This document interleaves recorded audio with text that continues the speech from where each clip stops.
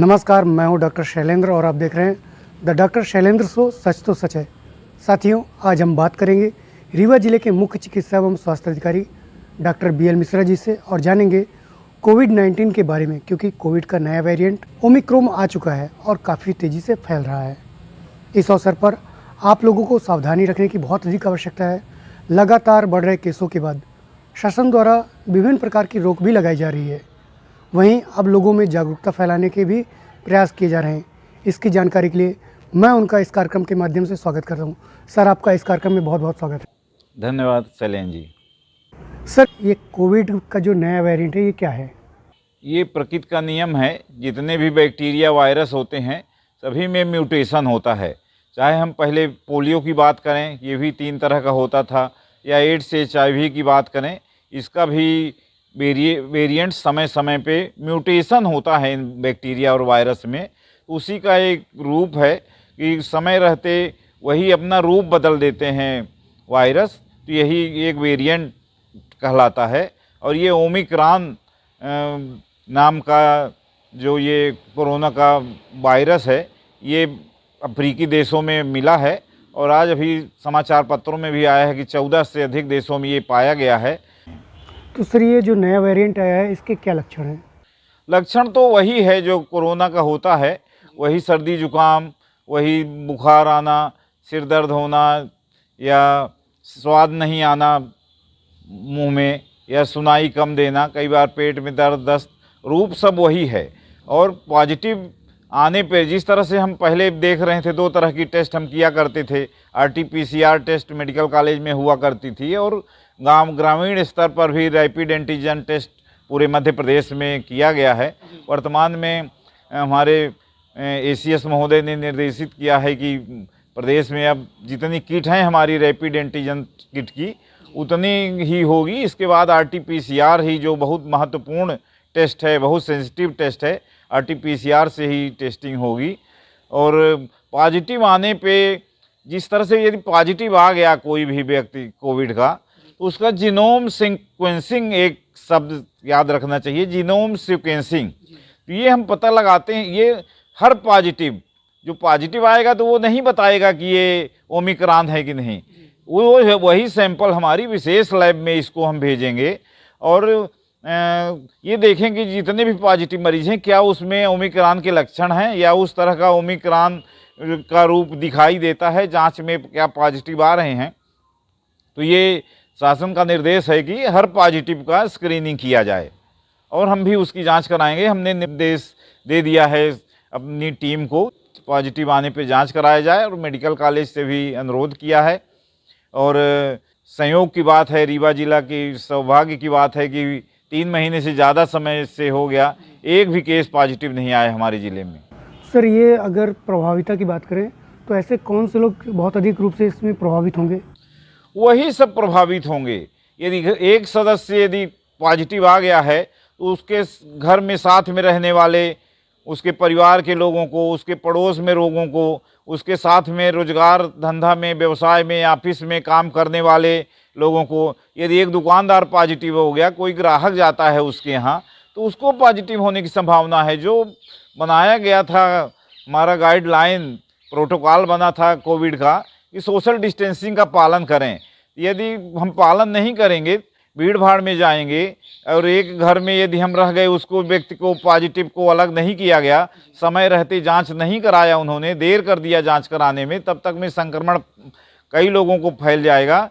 सारे लोग ऐसे जो संपर्क में आएंगे संक्रमित व्यक्ति के, वो सभी अलग से कोई इसमें नहीं है, वही सब लोग संक्रमित होंगे जो डेल्टा वेरिएंट से संक्रमित होते थे, वही सारे लोग ओमिक्रॉन से भी संक्रमित होंगे। तो सर, क्या इस दौरान कोई विशेष सावधानी रखने की जरूरत है? वही सावधानी हमारा पुराना है, SMS जो प्रचलन में था, मास्क जरूर लगाएं। मुख्यमंत्री जी ने भी इसी में कहा है कि वो स्वयं भी सड़क पर आएंगे मास्क लगवाने के लिए।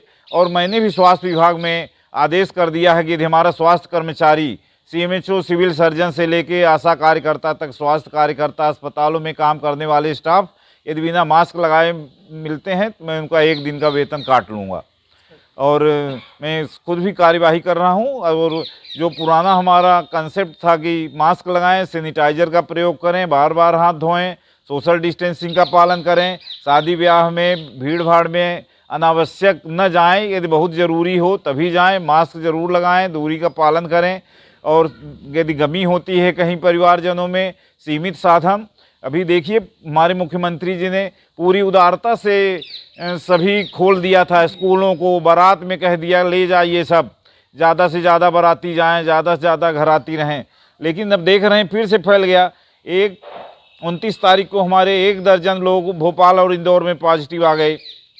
तो हमारे रीवा के भी लोग इंदौर भोपाल में हज़ारों की तादाद में रहते हैं, नौकरी के लिए, रोज़गार के लिए, व्यवसाय के लिए। जो हमारे ट्यूशन के छात्र जाते हैं, ये सभी लोग वहाँ हमारे भोपाल और इंदौर में रहते हैं। वो भी अपने घर आएंगे तो हमारा रीवा ज़िला भी खतरे के जोन में उसी तरह रहेगा जिस तरह से महानगर हैं। ये हमारा जो प्रोटोकॉल है यही हमको फैलने से रोक सकता है। सर, अगर हम इलाज के बारे में बात करें तो इसके इलाज की क्या सुविधाएं दी जा रही हैं? देखिए, वायरस एक मोटा बात समझ लीजिए, किसी भी वायरस का वो बहुत दवा नहीं है। उसका न केवल कोरोना, कई भी जितने भी वायरस की बीमारियां हैं उसका बचाव ही एक उपाय है। तो बचाव का यही उपाय है जो हमने बता दिया, कोरोना प्रोटोकॉल का, सब लोग कोविड प्रोटोकॉल का पालन करें। और स्कूलों में भी मुख्यमंत्री जी ने 50% छात्रों के साथ अभिभावक को इस सहमति से कर दिया है। तो उसी तरह से चलना पड़ेगा। भीड़ में हम जाएं, टैक्सी में, रेल में, ट्रेन में, अपनी आदत को ये हमेशा ध्यान में रखना चाहिए कि कोरोना कभी गया नहीं है और वही स्थिति पुनः पुनरावृत्ति हो सकती है। यदि हम लोगों ने लापरवाही किया तो अप्रैल मई में जो भयावह स्थिति वही हो सकती है। इसका कोई इलाज नहीं, वही इलाज है कि हम अभी अलग कर लेंगे। जो संक्रमित व्यक्ति पाया जाता है, शंकास्पद लक्षण है उसके कोविड वाले, उसका हम तत्काल जांच कराएं। और 1200-1300 जांच हम रीवा जिला में रोज़ कर रहे हैं और जो शासन का निर्देश होता है उसका पूरी तरह से पालन किया जाता है। और हमारी पूर्ण रूपेण तैयारी है। ईश्वर से प्रार्थना है कि रीवा जिला में लोगों को कोविड न हो, यदि होता भी है तो हमारी पूरे ज़िले में तैयारी है। ऑक्सीजन ही मुख्य समस्या है, फेफड़े को प्रभावित करता है कोविड, तो ऑक्सीजन ही तत्कालिक रूप से उपाय रहता है।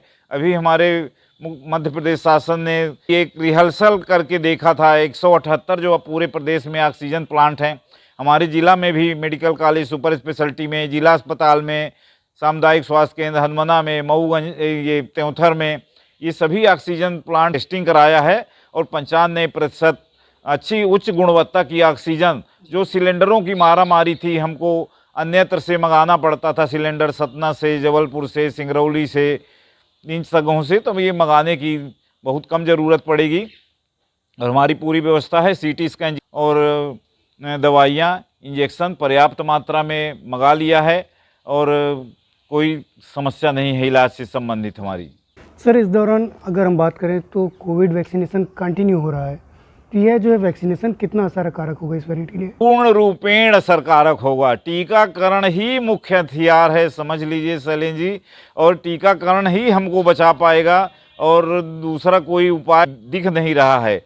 और ये जो ओमिक्रॉन नया वेरिएंट है उसको खिलाफ भी ये हमारा टीकाकरण काम करेगा। टीका लगवाने वाले व्यक्ति को संक्रमण नहीं होगा, यदि होगा भी तो बहुत साधारण, जैसे सर्दी जुकाम हो जाता है उसी तरह से होगा, गंभीर नहीं होगा रोगी। कोई पॉजिटिव होने के बाद भी गंभीर नहीं होगा, अस्पताल में भर्ती होने की ज़रूरत नहीं पड़ेगी, फेफड़ा संक्रमित नहीं होगा, उसकी जान नहीं जाएगी, इतना सारा फायदा है। तो ये जो हमारा टीकाकरण अभियान सेकंड डोज का लग रहा है, समस्त लोगों को 25 दिसंबर तक ज़िले में कलेक्टर साहब का हमारे सतत रूप से मॉनिटरिंग कर रहे हैं। मैं बहुत आभारी हूँ सभी जिला के लोगों का जिन्होंने पहला डोज लगाया है उनका, और हमारे समस्त टीम, मीडिया के लोग, धर्मगुरु और सभी हमारे अन्य विभागों के साथीगण, हमारे स्वास्थ्य विभाग के बीएमओ से लेके आशा कार्यकर्ता, आंगनवाड़ी कार्यकर्ता, जिन्होंने बढ़ चढ़ कर लगातार काम कर रहे हैं और टीकाकरण करा रहे हैं। मुझे विश्वास है कि रीवा जिले में हमारे ओमिक्रॉन या किसी भी वायरस को कोई भी म्यूटेशन होगा हमारे ज़िला में प्रवेश नहीं कर पाएगी। सर, अभी देखा गया है कि यह टीकाकरण कुछ अन्य बीमारियों पर भी लाभदायक हो रहा है, और इसकी डिमांड भी काफ़ी वायरल हुई थी कि तीसरी डोज की भी डिमांड की जा रही लोगों को। इसका हमारे पास कोई वैज्ञानिक सबूत तो नहीं है, लेकिन यदि लोग इसको भी, ये हमारे प्रचार का सशक्त माध्यम है। यदि मेरी तो इच्छा है कि सभी लोगों को कोई तकलीफ नहीं होना चाहिए। यदि कोरोना वैक्सीन से किसी का लकवा ठीक हो गया, गठियावात ठीक हो गया, पेट का दर्द ठीक हो गया, पथरी ठीक हो गई, ये उनके लिए अच्छा है, लेकिन हमारे पास ऐसा कुछ वैज्ञानिक सबूत इस तरह के नहीं है। सर, जैसे कि नया वेरिएंट आया है तो इसके लिए क्या प्रशिक्षण भी दिया जाएगा? निश्चित रूप से प्रशिक्षण एक सतत प्रक्रिया है। स्वास्थ्य विभाग में हमारा सभी राष्ट्रीय स्वास्थ्य कार्यक्रमों में सतत रूप से प्रशिक्षण होता है। ट्रेनिंग के माध्यम से हमारे जो चिकित्सक कोविड में काम करते हैं, डीसीएचसी में, डीसीएच में और कोविड सेंटरों में जो चिकित्सक और स्टाफ नर्सेज ट्रेनिंग करती हैं वेंटिलेटर और ऑक्सीजन का उपयोग में, इंजेक्शन रेमडेसिविर या गंभीर मरीजों की सेवा में कैसे अटेंड करना है, कैसे इलाज करना है, कैसे हमको अपनी सुरक्षा करना है, कैसे रोगियों की देखभाल करना है, मैंने सभी चिकित्सकों को और स्टाफ नर्सों को निर्देशित किया है। ये सतत प्रक्रिया है। अलग से हम इसी के तहत फिर से बीएमओ और सभी स्वास्थ्य विभाग के अधिकारी कर्मचारियों की अलग से हम बैठक लेके प्रशिक्षित करेंगे।